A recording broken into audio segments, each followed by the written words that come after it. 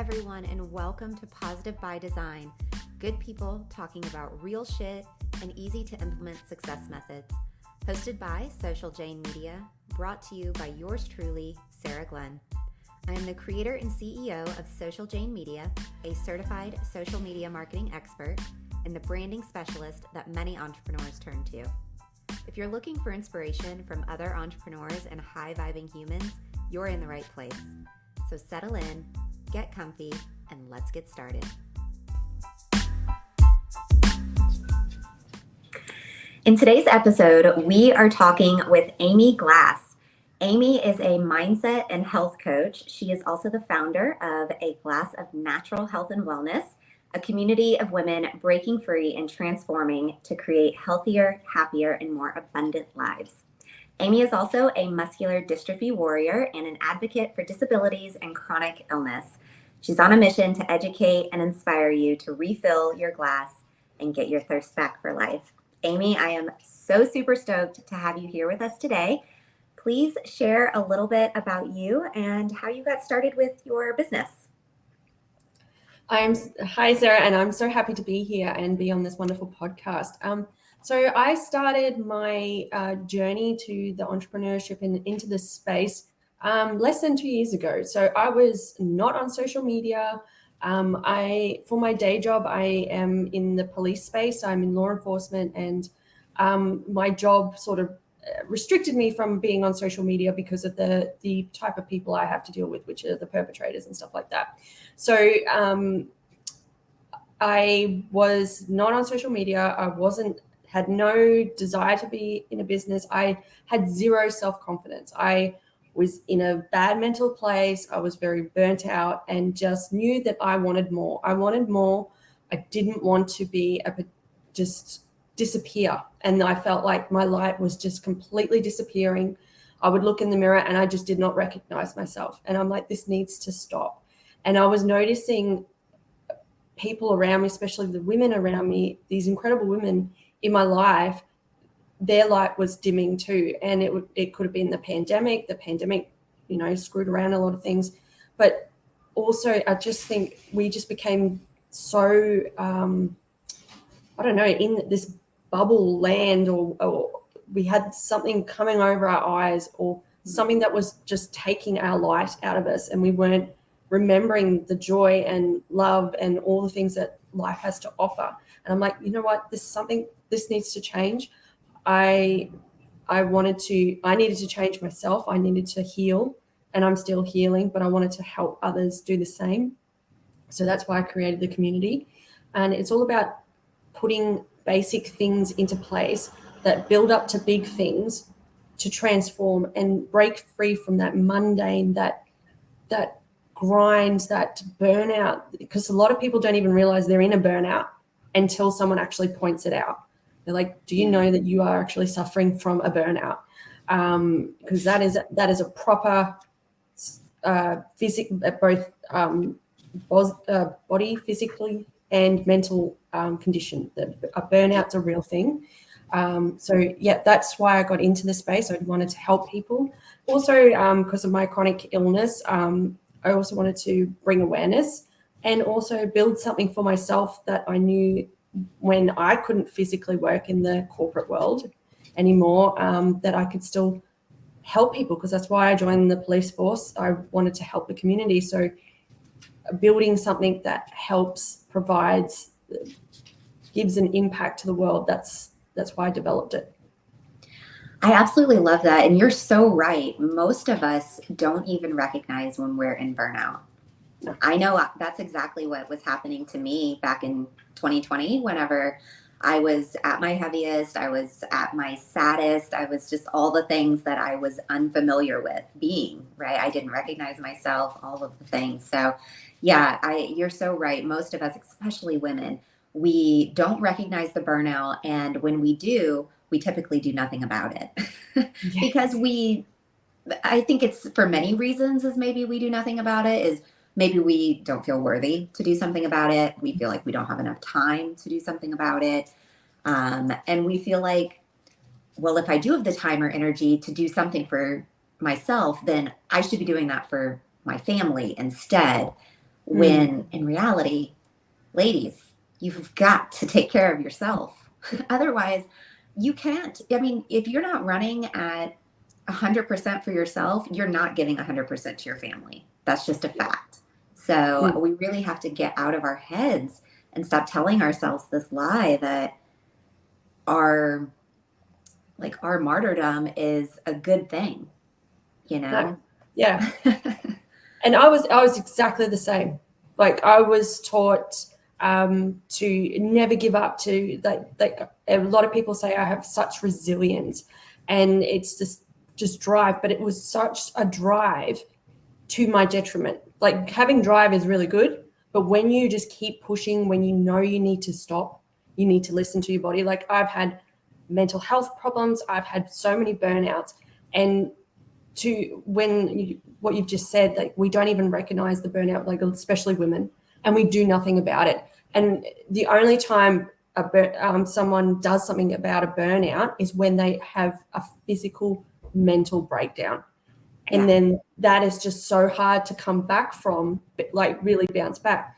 But when you recognize in those early stages that, hey, I'm feeling really run down, I don't have the energy, something needs to, if you start putting in little things, the song just keeps coming back in my head, and I can't remember the name of the song, but it's like, from little things, big things grow.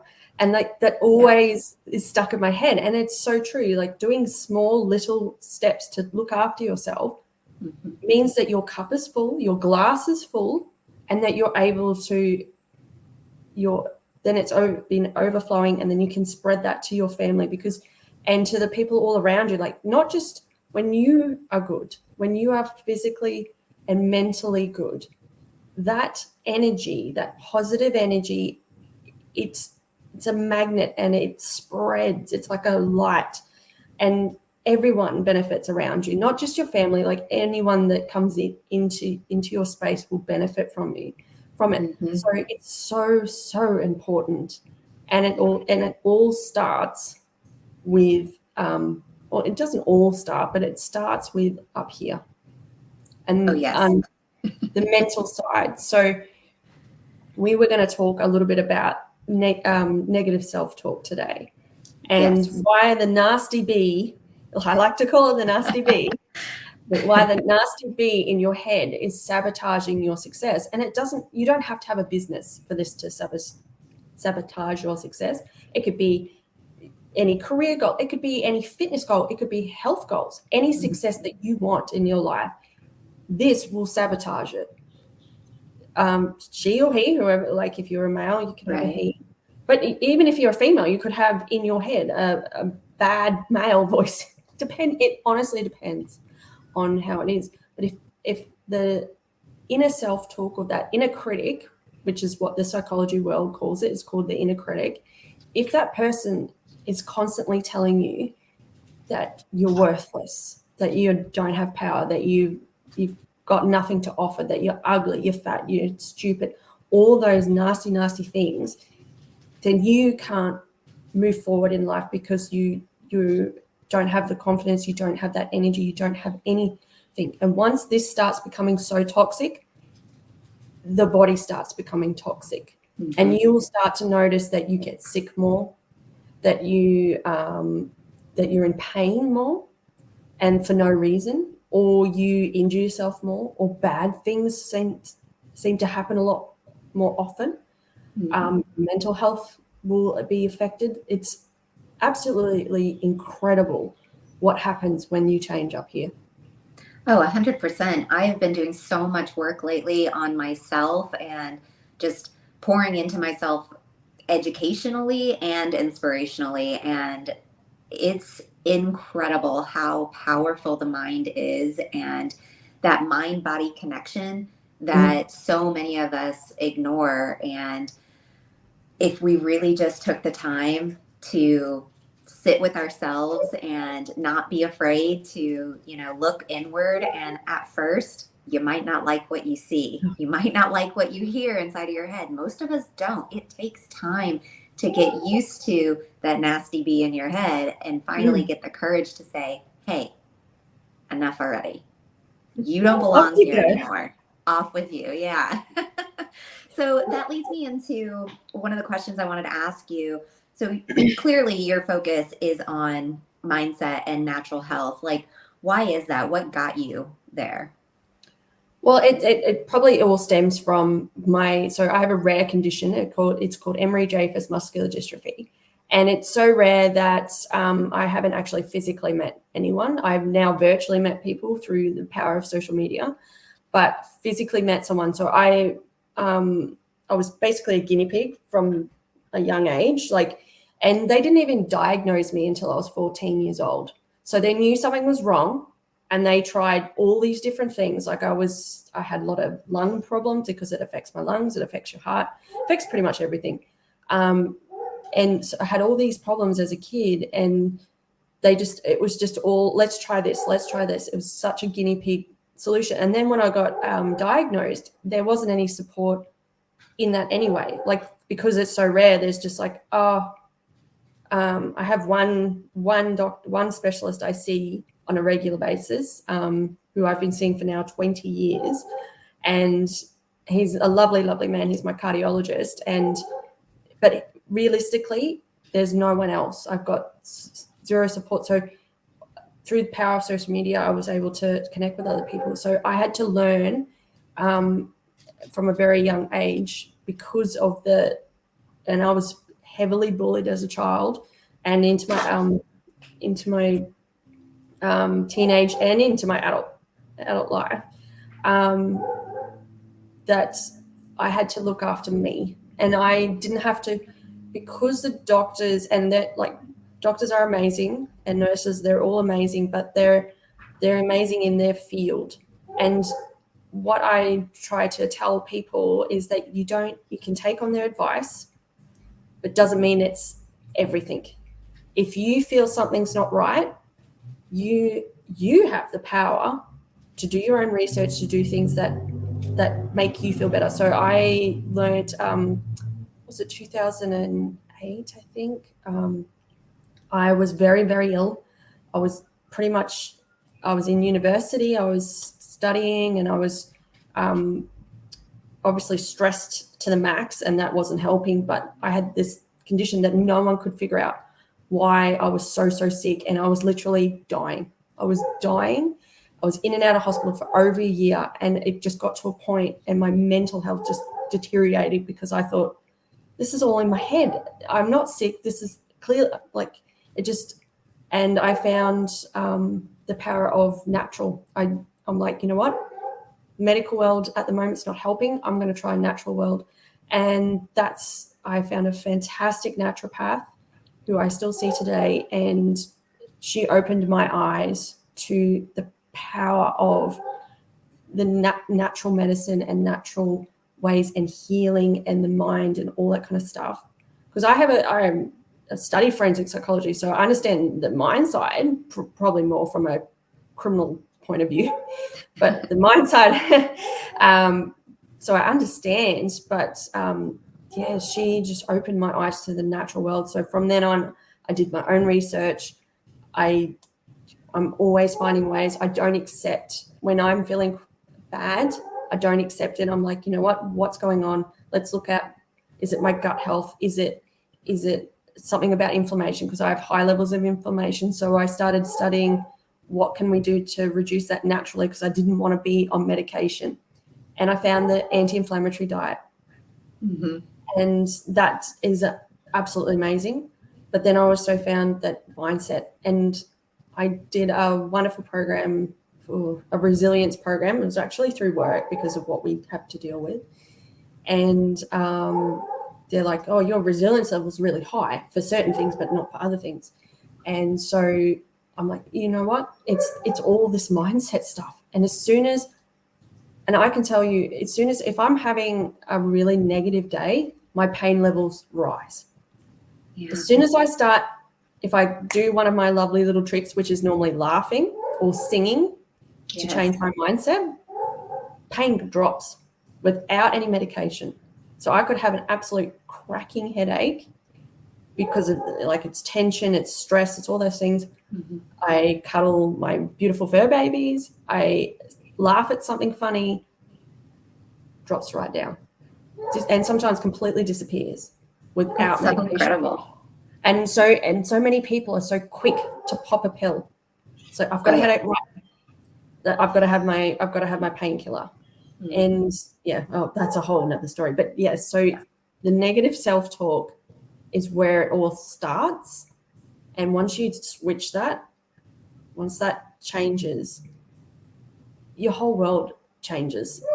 Everything changes. It's so hard to even explain, like, until you start doing it, how much it transforms your life.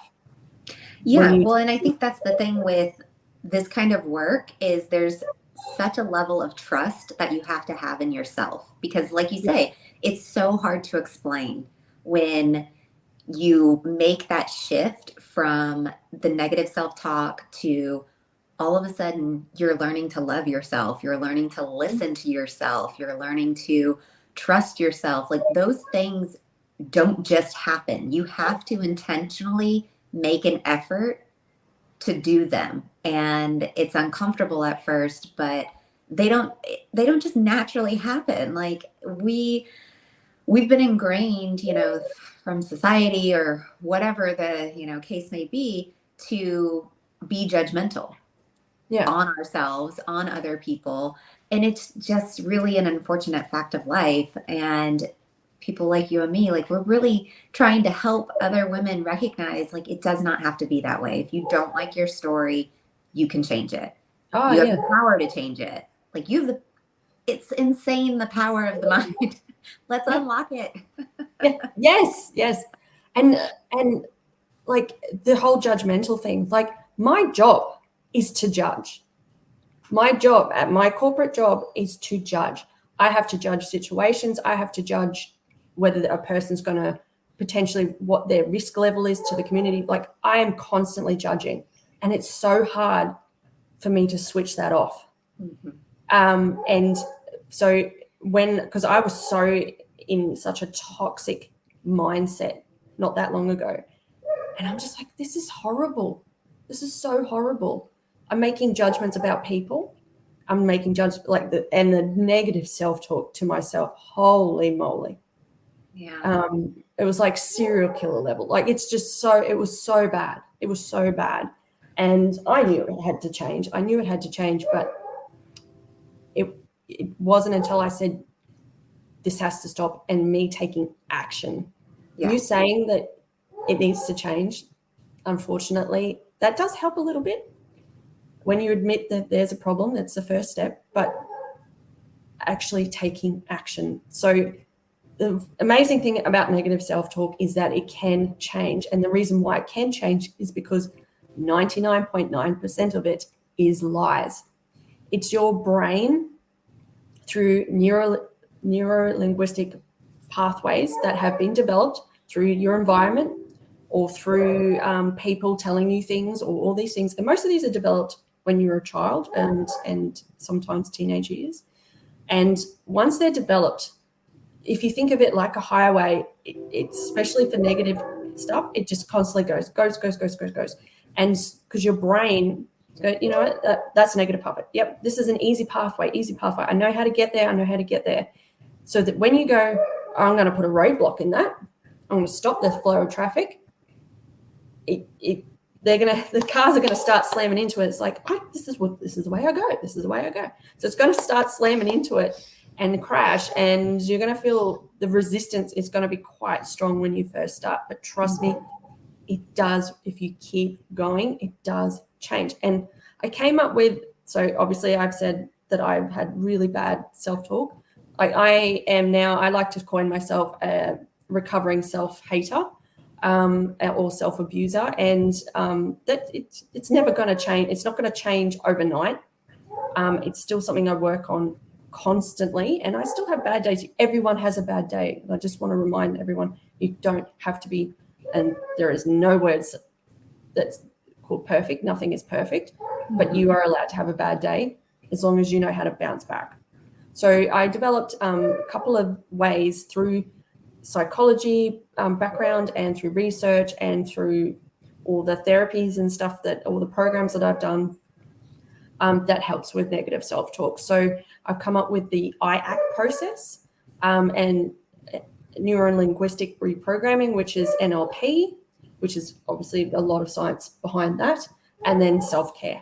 So we've already mentioned self-care, how important that is, but we wanted to go over the IACT process. Yeah, I briefly heard you speak about this in a training you did recently, and I found it so interesting. And I really, really want you to share this with everyone here, because I just think it's such a perfect way of explaining like how to break that down, find a solution for it, and in like a really unscary and approachable way. I love it. Yeah, please share. What is that? Yeah. Okay. So IACT stands for IACT, and the first one is I, so it stands for image. So basically, you've got to create an image of the nasty person in your head, your inner critic. So you need to, and what this does, it breaks the connection between you and the negative self-talk. So it doesn't have to be a person.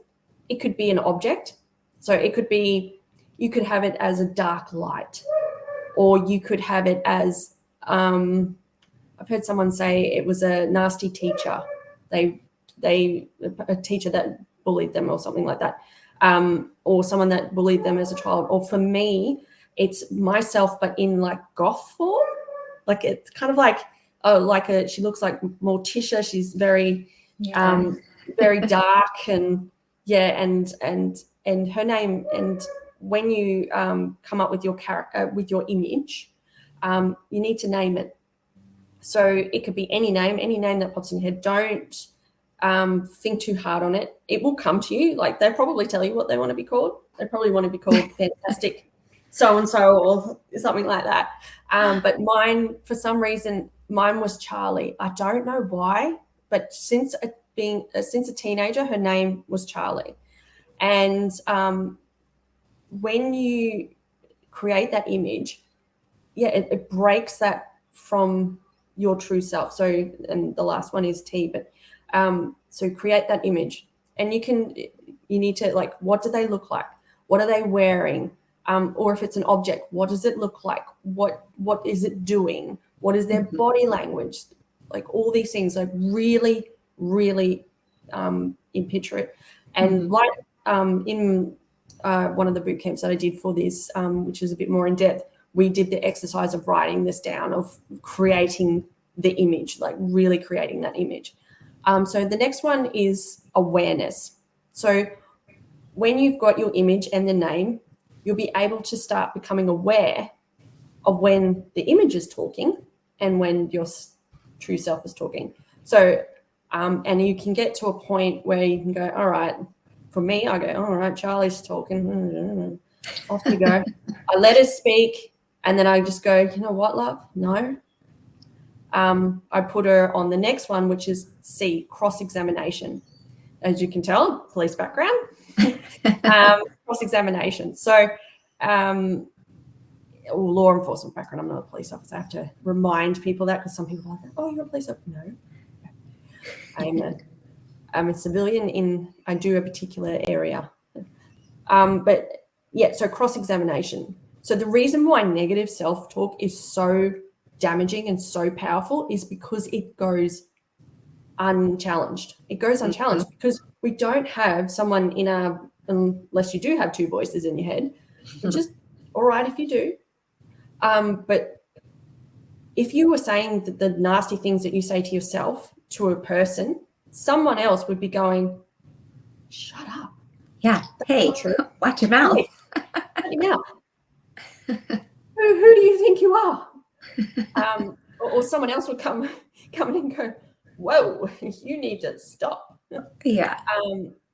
But we don't have that in ourselves. We don't have someone going, that's not true. That's not true. Like, you're beautiful. You're not nasty. You're not ugly. You're not stupid. You're intelligent. Like, you don't have that. So think of it. I like to think of it as a police questioning room. I like to put her on the cross-examination bench or a courtroom, if you want to think of it that way, and you start questioning, ask her back. Ask her, well, okay, if I'm ugly, can you provide evidence on that? Can you provide me some evidence on that? And I guarantee they will. And the way that they do it is they distort memories. So they'll find things that your memory has completely forgotten about. Your subconscious still has it there, but so they'll go like, do you remember when, I don't know, let's just make one up. Do you remember when Daniel in second grade told you were so ugly? You had a big nose or something like that. It will bring that up, and you're like, I don't even know who Daniel is. But it will bring stuff up, and it will distort it in order to make their case. You've got to think of it as she's a defense lawyer. She's going to keep coming at you until she gets her way. So you just need to keep going. No, there's no evidence to suggest that. You've got nothing, love. Got nothing. Got absolutely nothing. So that really helps. And questioning it back, because challenging it will start. And if you keep doing that on all the time, her power diminishes. That strength dies down, and you can never switch it off. You can never. The most successful people in the world will admit that they still have self-doubt, and that is their inner critic telling them that. But they know that it's that self-critic talking and not them. Yeah. So they go, you know what? Okay, cool. I'm listening to you. I've accepted it. I'm just going to close that down and move forward. So that's the difference. When you learn to question it and you learn to shut her down, you can move forward. And it's you just go, okay, cool. That's your thought. That's your opinion. You're entitled to that. But I'm not accepting that. I'm moving on. Yeah. So the last one in it is T, which is truth. So you're going to know when you start diminishing that power, when you stop listening to her, when you start questioning, start challenging, the truth will come out, and your true self will start fighting back and grow stronger, and your true self will be allowed to speak, and you'll know straight away when your true self is speaking, because you'll feel more confident. You'll feel that energy. You'll feel that. And when your truth is speaking, that's when you can succeed. That's when you can move forward. That's when you get the light, when you can create the life that you desire. That is, so that is the I process in a nutshell. You can go deeper into it, but realistically, it's just that little thing. I love that, though. I feel like it's also a reflection of finding the source of that nasty belief that you have in your head. Like, this is a really tangible way that someone can identify the source of their limiting belief, is putting an image to it and cross-examining it and saying, like, okay, you're saying all these nasty things that are supposedly true about me, but where's that coming from? Where are you getting this data? Where does this data come from? Yeah. Where's this evidence? And and when you start out, it is quite hard to cross-examine it. So find someone you love, that loves you and knows your truth, and tell them what they're saying in your head. So for my husband's amazing. He knows when my negative self-talk is speaking. He goes, she needs to stop. You need to just take a little break, do something that you love, which is normally, listening to positive music, singing, giggling, having a laugh. Laughing is the quickest way to reduce stress and to reduce negative thoughts. Do some gratitude, do some things, cuddle. I have to cuddle my fur babies. My fur babies are my world.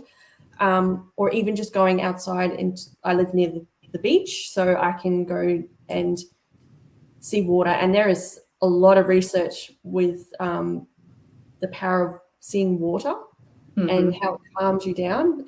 I'm doing a bit of insight into that, and it's quite amazing, because I knew that how I felt. I always feel better when I'm near the water, especially the beach. But there's there's a lot of research coming out about how it does that. So that's one way to do that, is to have, if you at the moment when you're first starting don't have that power to cross-examine it, tell someone about it, or even write it down.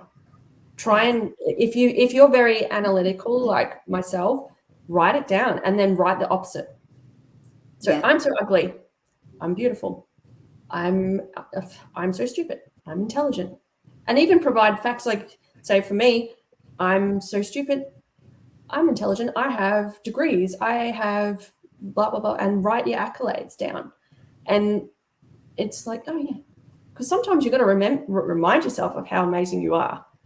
Especially women, we forget how amazing we are. Like it's just brushed off.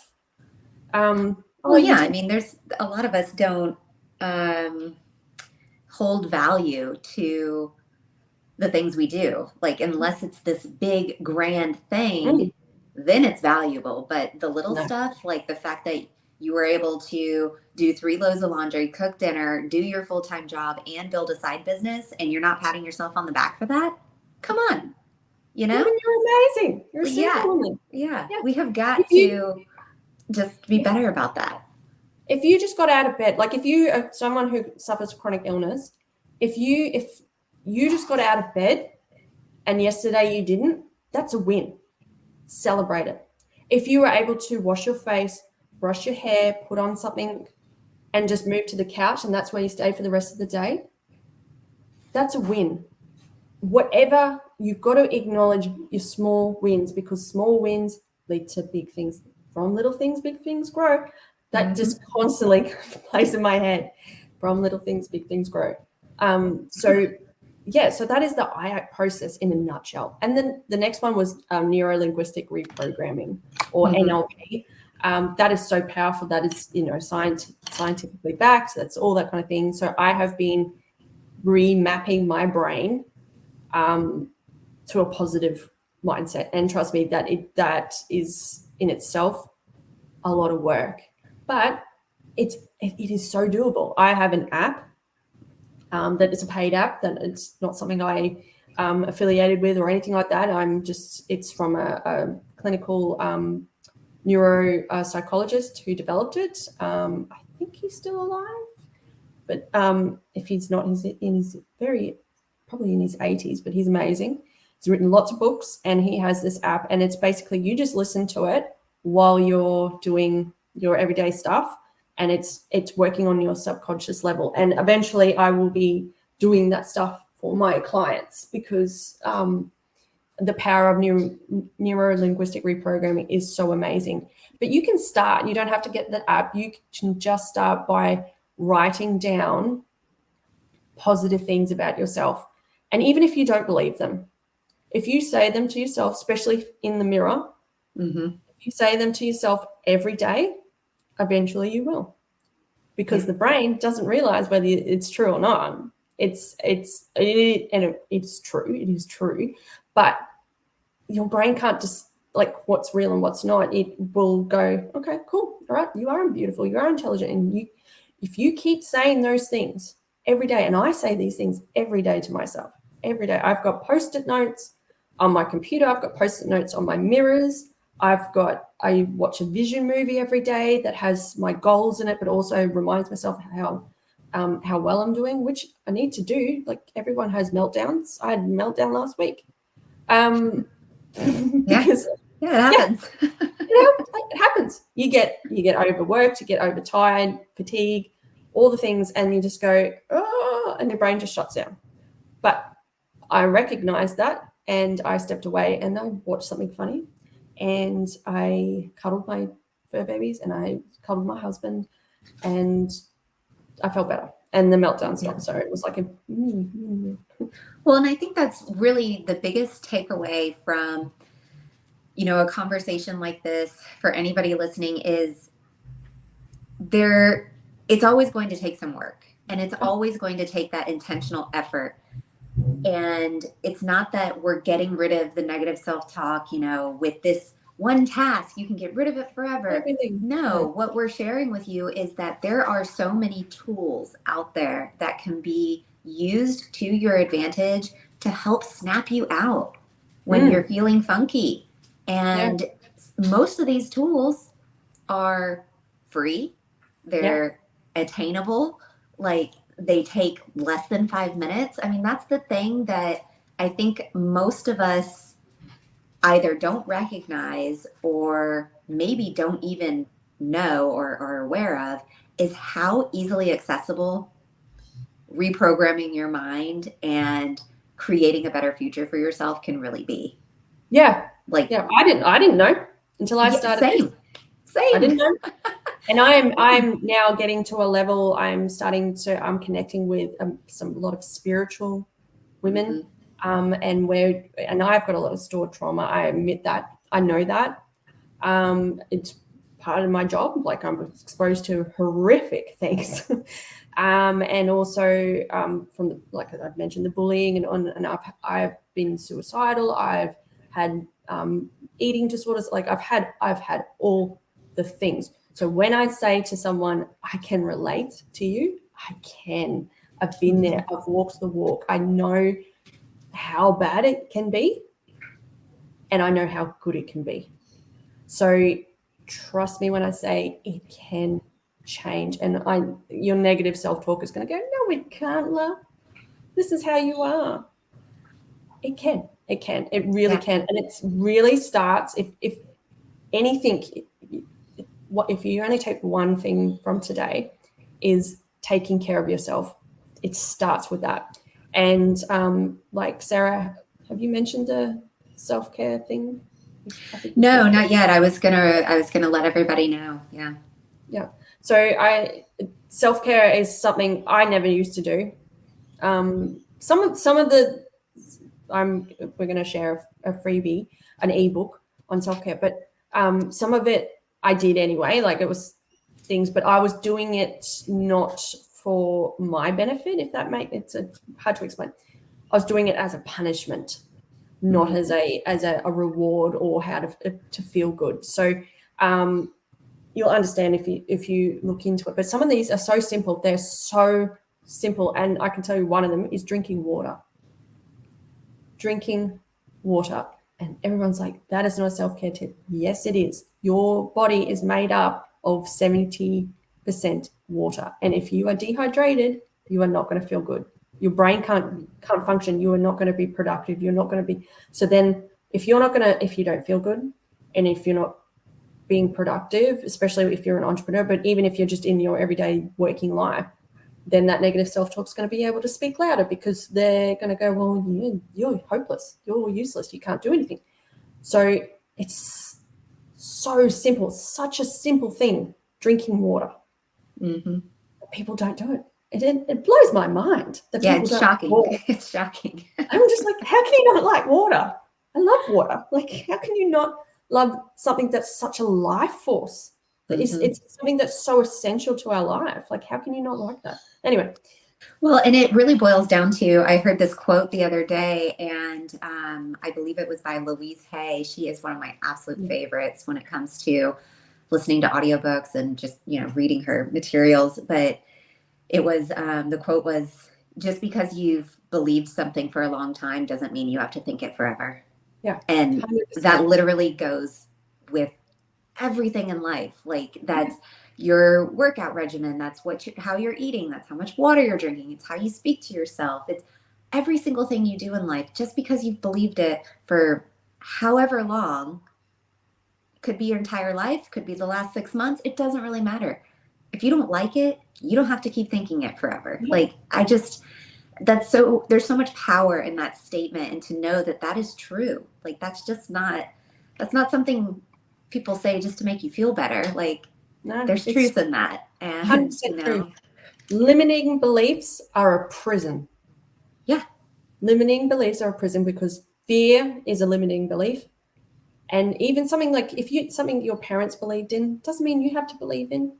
Even if your partner believes something, doesn't mean you have to. Or question, if you don't feel good, then you have the power to change it. Yeah. So, and find people that can help you. Find Sarah, find me, find other incredible women or men that can help you, and find someone and keep finding someone until you feel right. Because if something inside you is going, there's more to my life, there's more, I'm more, listen to it, because that is your true self trying to jump up and say, Yeah. hey, Hey, I'm down here, I'm please. still down here. I've been buried so much with all the Yes. stress and the negative self-talk, but I'm still here. Yeah. Or if you want to think of it like a flame, a fire, there's still a little spark there. And that's your true self. And all you got to do is ignite it. Put some fuel on that flame, and woof, up she goes. Yeah, I mean, it's so powerful. And so I'm so glad that you guys are getting to hear Aimee speak about this, because I mean, clearly she's super passionate about it. I am super passionate about it as well. Just mindset, health, all of it is, it's a subject I could go on and on about forever. But what I want to leave you guys with is, if you're a busy woman and you're always feeling like there's never time to take care of yourself, I mean, I was you at one point, so no judgment here. But Aimee has totally got you guys covered. So head over to the show notes, because there's a link there for you. And it is her Busiest Woman's Guide to Easy Everyday Self-Care. And these are 10 powerful transformation tips that, like we mentioned before, something as simple as drinking water. This can transform your life. This can transform your mindset. So please head over to the show notes, click the link, and grab her Easy Self-Care Guide, because I want you guys to flip through these pages and really cross-examine that negative Nelly in your head and ask yourself, realistically, can I get these things done in a day? Or maybe split it up, 5 this day, 5 the next day. Why can't you, right? Why can't that be you? So, Aimee, thank you so much for being here and sharing with us. I'm so honored to have you. And you guys head over to the show notes and grab your free guide. That was so much fun. I hope you found this episode helpful. If you want to get a shout out or maybe even inspire a fellow entrepreneur, go ahead and take a screenshot of yourself listening to this episode and tag us in your stories at Social Jane Media.